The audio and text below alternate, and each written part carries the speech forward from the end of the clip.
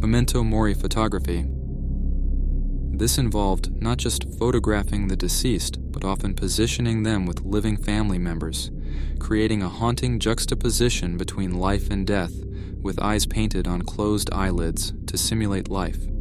Almost always, a special stand was used behind the body, which held parts of the corpse in the desired position, creating the effect that the cadaver was holding up on its own. Menser fencing. Fencing matches popular among students, the goal of which was to create new scars right on the face. Participants covered their eyes with an eerie protective mask. These dueling scars were then treated in ways to make young people more prominent, symbolizing courage and status. Tooth transplants. Teeth were often taken from the poor or from cadavers and implanted into the gums of the wealthy, leading to infections and the transmission of diseases between donor and recipient. Sin eaters. These individuals performed a ritual that was both macabre and deeply symbolic, consuming food and drink over a corpse as a means to absorb the deceased's sins, a practice viewed with a mix of fear and reverence.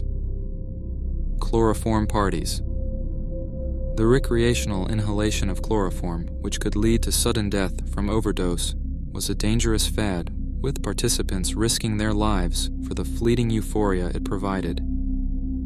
Vampire burials. Bodies were often buried with stones or bricks in their mouths, stakes through their hearts, or bound with thorns to prevent them from rising as vampires, reflecting deep-seated fears of the undead. Hellfire clubs. Members of these clubs engaged in activities that flouted social norms and religious decency, conducting mock religious ceremonies that were rumored to involve satanic rituals and sacrifices.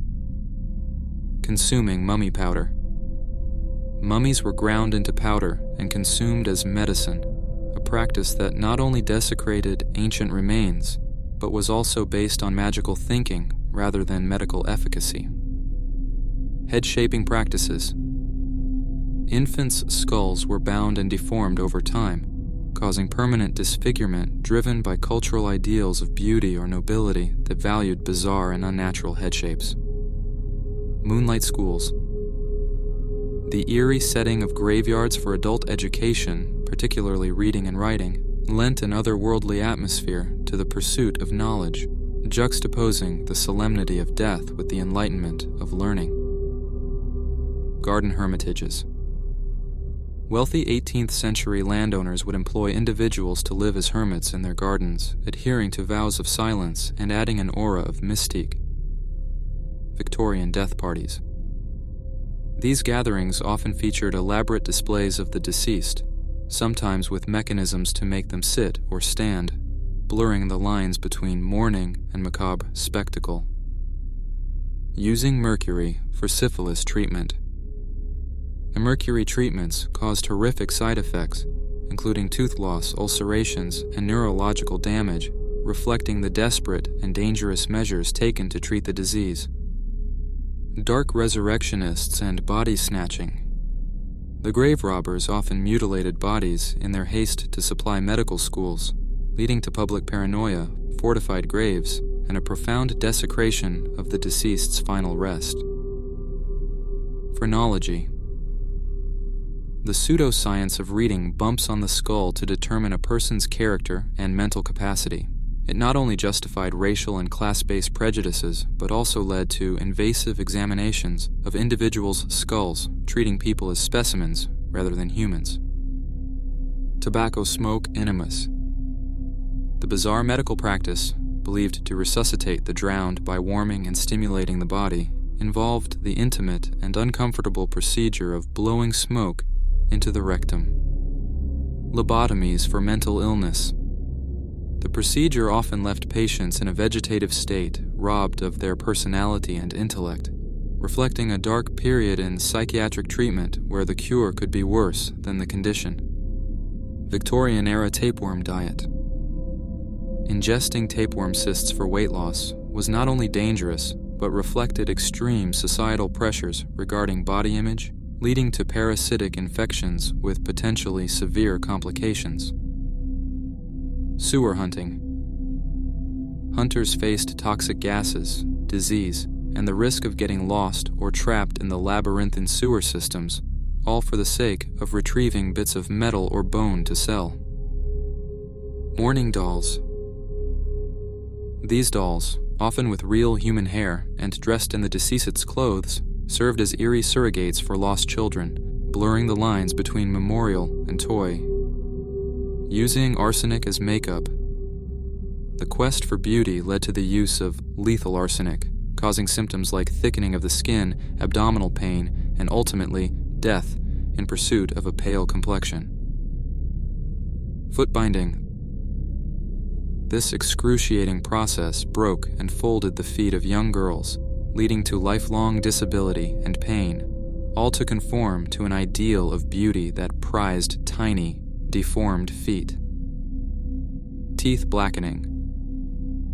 The custom involved applying corrosive substances to the teeth which could lead to oral health issues, all for an attractiveness standard that equated blackened teeth with elegance and maturity. Radium luminous paint.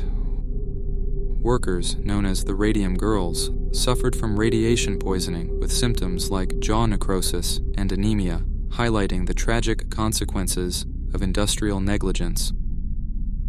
Spontaneous combustion. The irrational fear led to bizarre preventive measures and added a layer of supernatural terror to natural deaths, with cases often sensationalized in the media. Posthumous portraits with eyes painted open. This practice added a surreal and unsettling quality to memorial portraits, with the deceased appearing eerily lifelike as if caught between life and death. Graham's electrotherapy. The application of electric currents to the body for a range of ailments, often without clear medical justification, led to painful and sometimes harmful treatments. Laudanum use. Widely available and unregulated, laudanum was used for a myriad of conditions, leading to widespread addiction, with users including children and infants. Anthropodermic bibliophagy. The binding of books in human skin was a grim intersection of science, art, and desecration, with some books containing inscriptions detailing the origins of their human covers. Safety coffins. The fear of being buried alive led to the invention of coffins with escape mechanisms, feeding into public hysteria about premature burial and the terrifying prospect of waking up underground.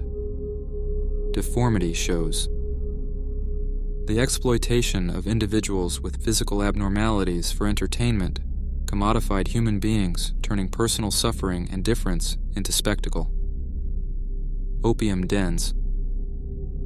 These dens were not just places of addiction, but also of extreme social decay, with opium's widespread use leading to significant societal and health issues.